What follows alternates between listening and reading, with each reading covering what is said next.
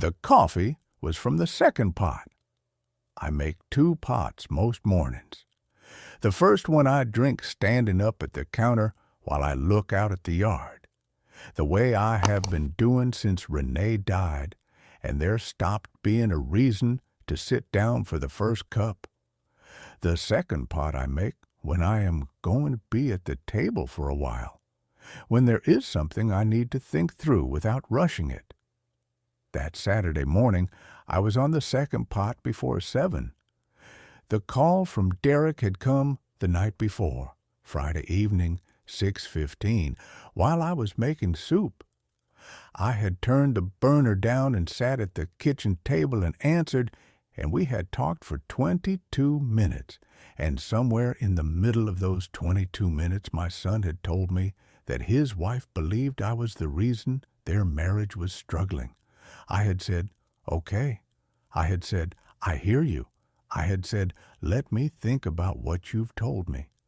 Then I had turned the burner back up and finished the soup and eaten alone at the table where I have eaten most of my meals for the past 4 years, and I had gone to bed at 10, and I had stared at the ceiling until 2 in the morning, and at 2 in the morning I had gotten up and made the second pot of coffee. By 7, I had made a decision. My name is Raymond Calhoun. I am 61 years old. I spent 34 years as a structural engineer for a civil works firm in Tucson, the kind of work that produces things you can drive across and stand under and live inside, things that have to be right, because if they are not right, people get hurt. I retired in 2022 when the firm was acquired, and the terms of my buyout made retirement the sensible choice. I have a house I paid off in 2009. I have a pension and a portfolio that Renee and I built together over 30 years, carefully, the way you build anything that needs to last. Renee was my wife. She was an elementary school teacher for 28 years. She died of ovarian cancer in the fall of 2019, 14 months after the diagnosis, in the bedroom of this house, on a Tuesday morning in October when the light was coming through the curtains the way she liked it. She was 57 years old. She had been the kind of woman who made the people around her better at being people, and her absence is a permanent geographic feature of every room I occupy. Derek is my son. He is 33 years old. He lives in Scottsdale with his wife, Natalie, in a 4-bedroom house in a gated community with a pool and a 3-car garage, which he bought in December of 2021. He is a project manager for a commercial construction firm. He makes good money. Not extraordinary money, but good money. He is tall and has his mother's eyes and her way of laughing at things that are genuinely funny, which is the best thing he inherited and the thing I notice most when I see him. Natalie is 31. She works in marketing. She has a precise, careful smile and a way of entering a room as though she has already decided how the room should go. I have never known quite what to make of her. I have spent 3 years trying, which I mention not as a complaint, but as a fact. Trying is not the same as succeeding. I want to tell you the whole story, from the beginning, because the call on Friday evening was not the beginning, not even close. And if I tell you only the call, you will not understand the particular weight of it. Derek and Natalie got engaged in the spring of 2021. I gave them $30,000 toward the wedding, which was held in September of that year in Sedona, at a venue Natalie had selected from a short list of 4 venues she had researched and ranked with the thoroughness of a person who understands that events leave impressions, and impressions are a form of currency. It was a beautiful wedding. I sat in the front row in a suit Renee had helped me buy 2 years before she died, during a shopping trip we had taken on a Saturday in August, when she was still feeling well enough for Saturdays, and I watched my son marry a woman I was still learning to read, and I was glad for him. That was the last uncomplicated thing. 3 months after the wedding, Derek called on a Sunday afternoon. He and Natalie had found the house in Scottsdale. He explained the numbers in the way you explain numbers to someone when you need them to arrive at a conclusion you have already reached. The mortgage on a $740,000 house, Natalie's graduate school loans, the cost of starting a life that looked the way they needed it to look. He did not ask me directly. Derek has never asked me for anything directly in his adult life, which I used to think was a form of consideration, and have since come to understand is a form of avoidance. He described the situation. He let the situation ask. I told him I would think about it. I thought about it for 4 days. I thought about my father, who worked a printing press in Memphis for 30 years and who would have walked across broken glass before accepting money from his parents as a grown man. I thought about Renee, who had paid for her own college by working double shifts at a diner in Knoxville, and who believed, without being severe about it, that the things you earned with your own effort were the only things that genuinely belonged to you. I thought about Derek, who had watched his mother get sick when he was 26 and die when he was 28, and who had spent those 2 years driving back and forth between Scottsdale and Tucson every weekend until the last months when he came and stayed. I thought about what it does to a person to lose their mother at 28 in the specific way he lost her, and how much I wanted him to have a life that felt stable after all of that, how much I wanted to be the reason some of the ground held. I set up the transfer on a Thursday morning, $6,400 a month on the first of every month, into the joint account Derek had set up for household expenses. I told him I was going to help for a while. I did not give him the number. I told him only that I wanted to help and that he should let me know if circumstances changed. I want to be precise about what I was not thinking when I did this. I was not thinking about gratitude. I was not thinking about phone calls or visits or the frequency of either. I was not keeping a ledger, not in my head, not on paper. I was not making a calculation about what the money would buy me in terms of closeness or appreciation or any of the things that a man in his late 50s who is living alone might reasonably want to buy if he were that kind of man. I was thinking about Renee. I was thinking about what she would have done. And I was thinking, this is what a father does when he has the means and his child has the need. That is not sentiment. That is just the arithmetic of love. That is also, as it turns out, the arithmetic that can be taken for granted most completely. For the first year, it worked the way I had hoped it would work. Derek called on Sundays. He and Natalie came to Tucson for Thanksgiving, which was the first Thanksgiving in the house since Renee died that did not feel like a performance of a holiday rather than the actual thing. We ate well, we talked. I took Derek out to the yard and showed him what I had done with the garden which Renee had planted and which I have been maintaining in the imperfect way of a man who knows that some things deserve to be kept even when you are not the one who was best at keeping them. In the second year, the calls got shorter. I noticed it the way you notice weather when you have been watching the sky long enough to read it. They went from 40 minutes to 25 to 15 to sometimes 9. Derek was busy. The house needed things. Natalie had taken a new position at a larger firm. They were in what Derek called a full season, Dad. You know how it is. I knew how it was. I also noticed that $6,400 was leaving my account on the first of every month and had not once in 24 months been acknowledged by name. Not the amount, not the fact of it. Derek would say, "I appreciate your help," in the general way you might thank someone for holding a door.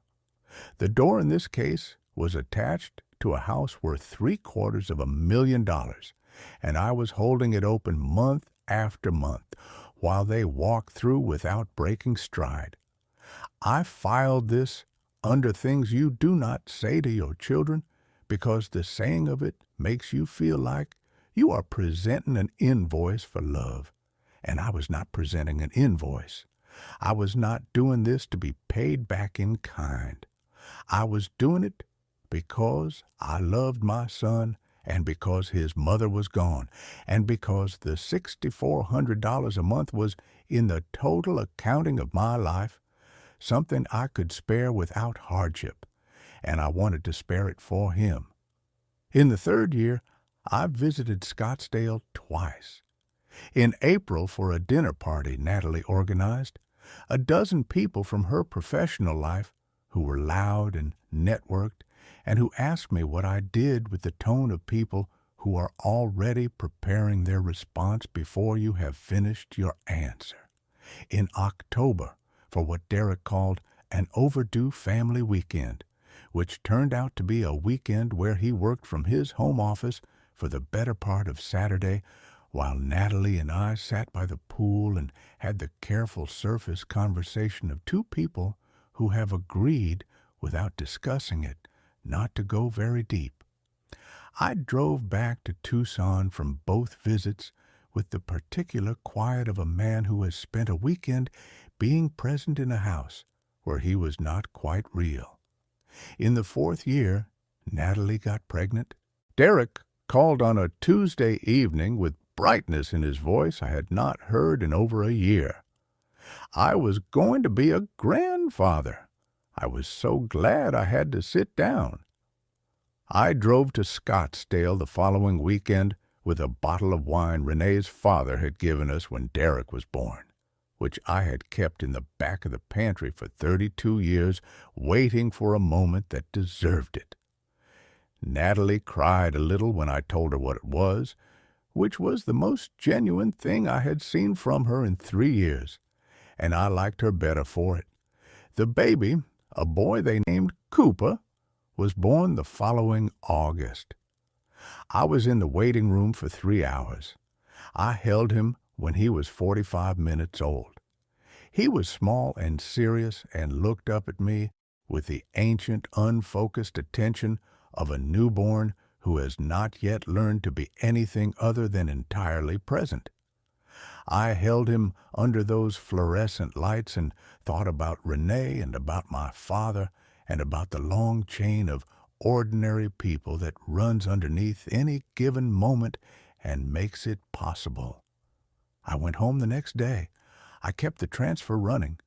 I added $500 a month into a savings account I opened in Cooper's name. I want to tell you about the call. But to tell you about the call, I have to tell you about the 8 months between Cooper's birth and the Friday evening in November, because the call did not come from nowhere, and I do not want you to think it did. In the 8 months after Cooper was born, the calls became monthly. I understood this. A newborn restructures everything in a household, and Derek was tired in the specific way of a new parent who is also working full-time and managing a large house, and a wife who was, from what I could gather, finding the transition to motherhood more effortful than she had anticipated. I did not hold the monthly calls against him. I called him sometimes, which I had not done much before because I did not want to be the father who calls too often. I left messages. He called back within a day or two. The calls were shorter than ever, 10 or 12 minutes, but warm enough in their way. What changed More than the frequency was the direction. Derek talked. I listened. Occasionally, I was asked to agree with something, to confirm that a decision they had made was reasonable, to affirm that Scottsdale was a fine place to raise children, that the fence they were putting in the backyard was a sensible investment, that Natalie's choice to hire a night nurse was completely understandable given everything. I agreed. I affirmed. I confirmed. I stopped being asked how I was doing sometime in the second year. Not dramatically, not all at once. The question just stopped appearing.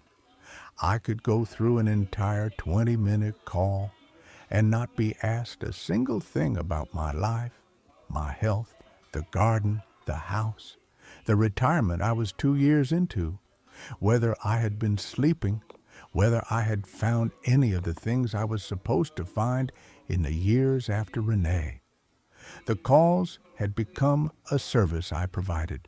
Witness, affirmation, availability.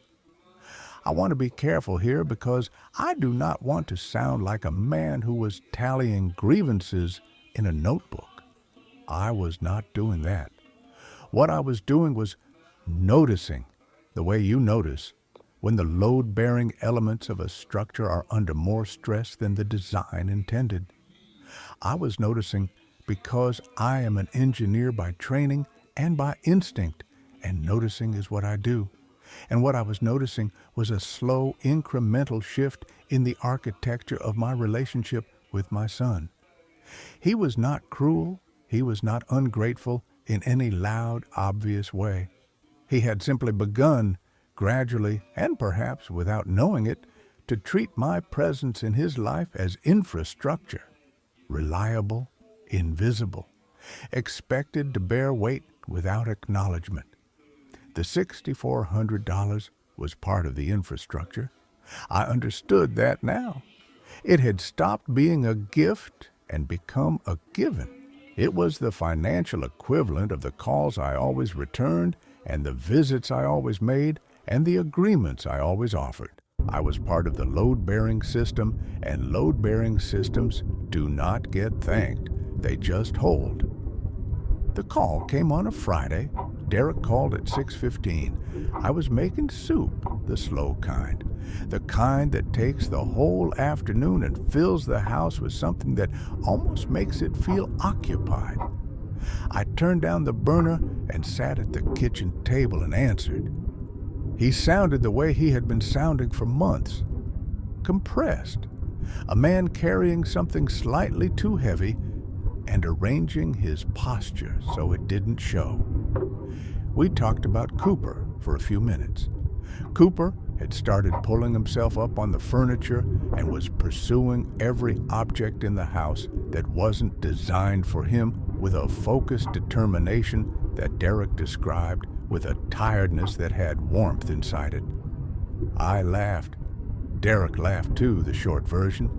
Then he said he needed to talk to me about something. He said things between him and Natalie had been difficult, that the stress of the baby and both of their jobs in the house had accumulated into something that required attention, and they had been going to couples counseling, which I told him was a good thing because it is a good thing. He said the counselor had asked them each to identify the main sources of stress in their lives and in their marriage. He said Natalie had brought up my name. I waited.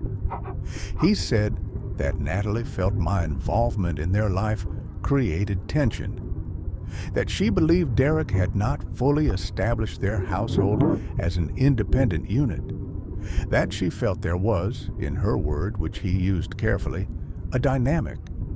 I said, "What kind of dynamic?" He said, "A financial one. That the monthly support created an imbalance, that it made it difficult for them to make decisions about their own life without factoring in what I might think, because I was financially involved. That she felt it was a source of," and here he paused, and then used the words she had apparently used, "marital stress." I sat with that for a moment. The soup was doing what soup does on a low burner. Outside the kitchen window, the yard was dark, and the Tucson sky had that deep November clarity that only comes after the last of the heat is gone. I said, "Derek, does Natalie know the number?" He said, "She knows you help out." I said, "Does she know the amount?" He said, "Not specifically." I said, $6,400 a month for 4 years. Does she know that number? Silence. He said, "I don't think we've talked about the specific amount." I said, "What about the $30,000 for the wedding?" He said, "She knows about the wedding gift." I said, "In Cooper's savings account." He said, "She knows about that." I said, "But not the monthly amount." He said, "Look, Dad, that's not really the point." I said, "I think it might be part of the point." I said, "I think it is difficult to describe something as a source of marital stress if you do not know what the thing actually is." He said, "Dad, it's not about the amount. It's about the dynamic." I said, "I hear you." I said, "Let me think about what you've told me." I said, "Good night." I turned the burner back up. I finished the soup. I ate alone at the kitchen table, and then I went to bed, and I stared at the ceiling for 4 hours. At 2 in the morning, I got up and made coffee and sat at the kitchen table and opened my laptop and looked at the standing transfer that had been running for 48 months. I thought about Renee. I thought about what she would have said, not to Derek, not about any of this, but to me, sitting here at 2 in the morning, trying to figure out what a person does when the love they have been offering freely has been reclassified in a room they were not in as a structural problem. I knew what she would have said. She would have said, "Raymond, you cannot make someone understand the weight of what you've given them by giving more of it."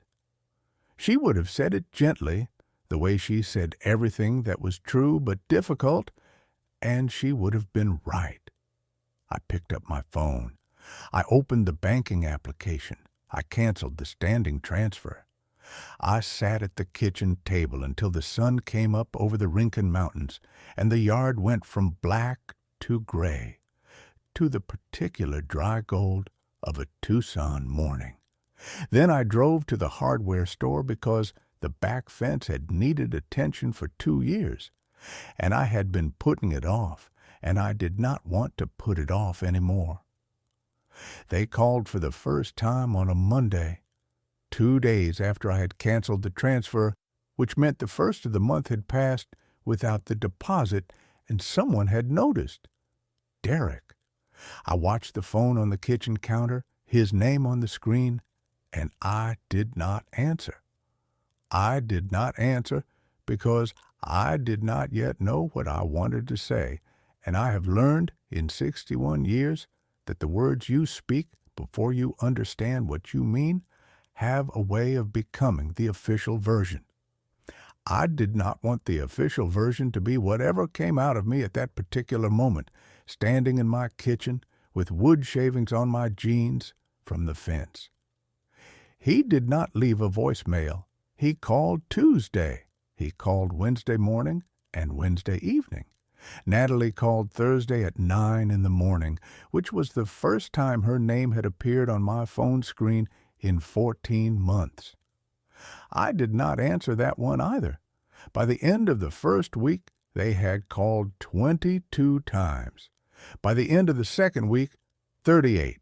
I know the exact number because I counted them, not out of any satisfaction in the counting, but because the number seemed like something I should know, something I should hold with both hands and look at directly. 38 calls in 14 days. In the 4 years prior, I had gone 5 days without hearing from my son and felt the specific quiet of that like a room with the heat turned off. I want to be very precise about how those 38 calls felt. Not like justice, not like a score settling. They felt like information. They felt like the difference between what a thing had been presented as and what it actually was made suddenly undeniably visible. The calls were not the sound of a son who missed his father. They were the sound of a system that had lost a component and was alerting someone to the failure. I understood this. I was not surprised by it exactly, but understanding a thing and being ready to sit with it are different operations. I answered on the 15th day. In those 15 days, I had fixed the back fence. I had called my sister Loretta in Nashville, who is 67 and who has always told me the truth without decorating it. And I had told her everything, from the wedding gift to the monthly transfers to the 4 years of shortening calls to the Friday evening conversation about the dynamic. She had listened all the way through without interrupting, which told me she understood the weight of it. When I finished, she said, "Raymond, did you tell him the number?" I said, "No." She said, "That was your part of it." I said, "I know." She said, "You have to tell people what things cost, not to collect, because they cannot respect what they do not know the weight of. You kept the weight from him. That is on you." I said, "I know," she said, "but what happened in that counseling office is not okay. And what you were letting continue was not okay either. So you did the right thing." She paused. "How are you sleeping?" I said, "Better than I expected." She said, "That is the sound of a man who has stopped doing something that was hurting him." She was right. It was. On the 15th day, I sat at the kitchen table with the second pot of coffee, and I answered Derek's call. He said, "Dad, I've been trying to reach you." I said, "I know. I've been home." The silence after that had weight in it. He said, "The transfer didn't come." I said, "No, it didn't." He said, "Is something wrong with the account?" I said, "Nothing is wrong with the account. I canceled the transfer." He said, "What do you mean you canceled it?" I said, "I mean I logged into my bank and I canceled the standing payment. It is no longer a recurring transfer." He said, "Dad, we have a mortgage. I said, "Derek." I said it the way my father used to say my name when I was 16 and heading somewhere he needed to redirect me. Not loud. Certain. "Derek, how much did I send you every month?" Silence. He said, "I knew you were helping." I said, "How much?" A long pause. He said, "I don't know the exact number." I said, $6,400 every month for 48 months, plus $30,000 for the wedding, plus $500 a month into Cooper's savings account, which is still running, because that is Cooper's money, and I have no argument with Cooper. "Do you want the total?" He didn't answer.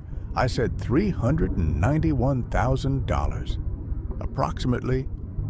I heard him exhale, the slow kind, the kind that means a person is doing arithmetic in their head and the answer is coming out larger than they prepared for.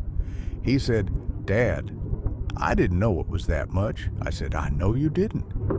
That was partly my mistake, not because I wanted recognition, Derek, and I need you to hear that.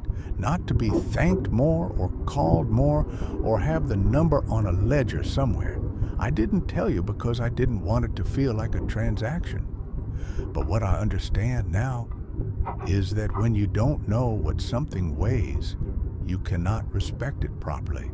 And I don't think you have. He said, "That's not fair." I said, "You sat in a room with a counselor and your wife, and you allowed her to describe me as the reason your marriage is struggling. You allowed that characterization to stand, and then you called me and delivered it. I want to ask you, knowing the number now, whether the word you would use for a father who has done what I have done is source of marital stress." Nothing. I said, I am not asking to hurt you. I am asking because I think you need to hear the question out loud. A long silence, the longest of the call.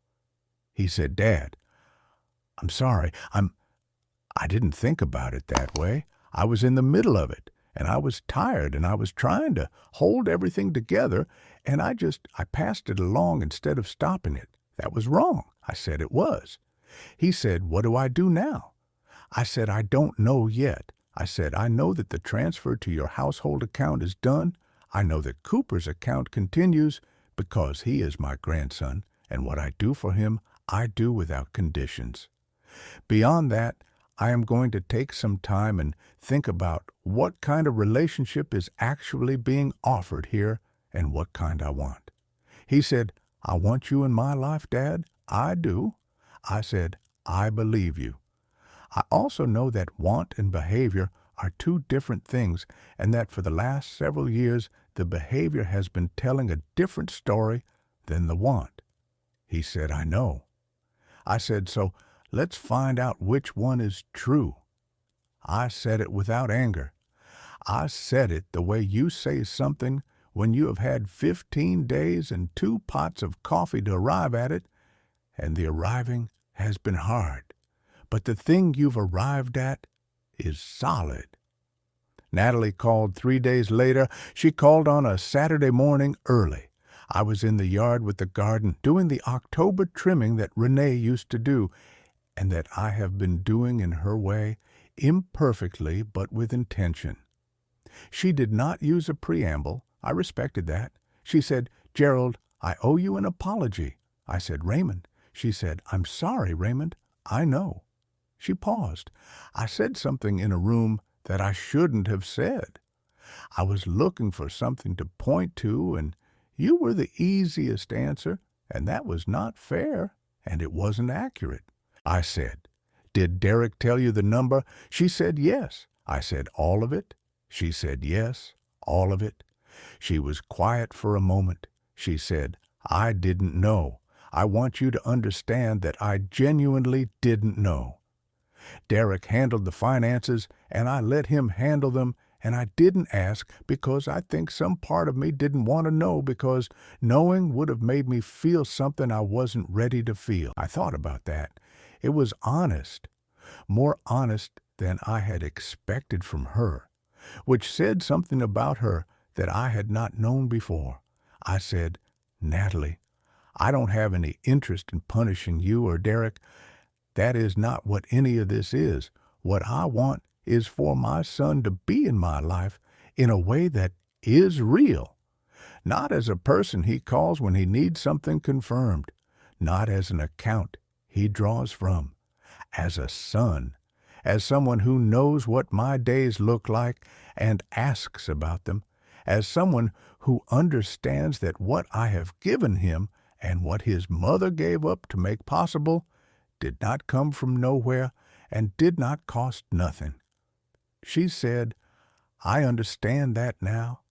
I said, I hope so, because Cooper is 8 months old, and he is going to grow up needing to know his grandfather, and I would like to be available for that. But available is different from invisible. I have been invisible for a while, and I am done with that. She said, that's fair. I said yes. Derek drove to Tucson 5 weeks after the call. He drove alone, a Saturday, 4 hours from Scottsdale, and he arrived in the early afternoon with the particular look of a man who has been rehearsing something in the car and isn't sure the rehearsal was sufficient. I made lunch, nothing formal. Sandwiches, soup from the freezer, the good bread from the bakery on Grant that Renee used to love. We sat at the kitchen table and ate, and I let him find his way to what he had come to say in his own time, because I have learned over 33 years of being his father that Derek arrives at the true thing eventually, if you do not crowd him. He said, Dad, I've been thinking about what you said, about behavior telling a different story than want. I said, okay. He said, I think I let things get easy in a way that wasn't good. I think the money made things easy to not look at. As long as the account was there, I didn't have to ask myself whether we were actually making good choices or whether we were just spending more than we should because we could. I didn't have to look at it honestly because you were holding part of the weight, and I let myself not know that. He stopped. He turned his coffee cup in his hands the way he has been doing since he was a teenager, that particular habit of his, rotating it in place. He said, Mom would have called that out a long time ago. I said yes. She would have. He said, I miss her more now that Cooper's here. I don't know why I thought it would be the other way. I said because you thought having a new person would fill the shape of the missing one. It never does. They make their own shape. He was quiet. He said, What do you need from me, Dad? Practically. Going forward. What does this look like? I said, It looks like you call when there is nothing to report. Not when you need something confirmed or a decision ratified or an account refilled. You call because I am your father and I am still here, and I would like to know what your life actually feels like, not the version you present when everything is under control. I call you for the same reason. He said, Okay. I said, when Cooper is old enough to understand what his grandfather does, I would like the chance to tell him, not as a way of collecting something, because a man's work is part of who he is, and I would like my grandson to know who I am. He said, I'd like that too. I said, and the money is done, Derek, not as punishment, because what was happening was not generosity anymore. It had become a subsidy for a life built bigger than it needed to be. And that doesn't serve either of us. He said, I know that. He paused. Can I ask what you did with it? I said, half of it is going to an MS research fund I set up in your mother's name. She wanted to do something like that for years, and I kept saying I'd get to it. He put his coffee cup down. I said, the other half is in an account I opened for myself. I called it Future, which is not a name Renee would have approved of, but it is the name I had at 2 a.m, and it stayed. He looked at the window for a moment. Then he said, Dad, I'm sorry. The full version. I'm sorry for what I let happen, and for passing along what Natalie said without stopping it, and for the years of calls that were more about me than about you. I'm sorry for not knowing the number. I should have known the number. I said, yes, you should have. I said it without softening it, because Renee taught me that the kindest thing you can do for the people you love is let the true things be true. He said, I know. We sat at the table for a while after that, in the way that is possible between a father and a son when enough of the necessary things have been said. Then he said, Tell me about the garden. I want to know what's still in from Mom. So I told him. I told him about the rose she planted along the south wall in 2011 that has been doing exactly what she said it would do, reliable and slightly unstoppable. I told him about the lavender along the front walk and the way it smells in July when the heat brings the oils to the surface. I told him about the bird feeder I put up last spring and the particular regulars it has attracted, the curve-billed thrashers that Renee would have named individually. He listened the way he used to listen when he was young, and we would drive somewhere and talk in the car, that particular quality of attention that means a person is actually present. We established an arrangement before he left. Not formal paperwork, nothing signed. A conversation at the kitchen table about what was reasonable. Derek and Natalie would restructure their household budget around their own income. Cooper's savings account continued unchanged, 'cause it was always Cooper's. I would visit 4 times a year instead of 2, and they would come to Tucson for Thanksgiving, the real kind. He hugged me at the door the way he used to hug me when he was in high school, and leaving for something, both arms, briefly but fully. Then he drove back to Scottsdale, and I went out to the garden and worked until the light changed. Loretta called Sunday evening the way she said she would. I told her how it went. She listened. She said, "Raymond, are you okay?" I said, "I am better than I have been since before the Friday call." She said, "That is not a particularly high bar." I said, "No, but it is a real one." She said, "Renee would be satisfied." I said, "She would have gotten here faster." Loretta said, "She would have. She always moved faster than you. You got there, though." I sat at the kitchen table after the call. The garden was dark outside the kitchen window. Renee's photograph was on the counter in the place it has occupied since she died, visible from the coffee maker, which is where she intended it to be. I looked at it for a while. My father worked in a Memphis print shop for 30 years. He used to say, "Raymond, money is not the thing. It is only the shape of the thing. The thing itself is what a man decides he is worth and what he is willing to let stand." I gave my son $391,000 over 4 years. I gave it freely and without conditions, and I do not regret a dollar of it. What I regret is the silence around it, the silence that let it become invisible, that let it become expected, that let it become infrastructure rather than love.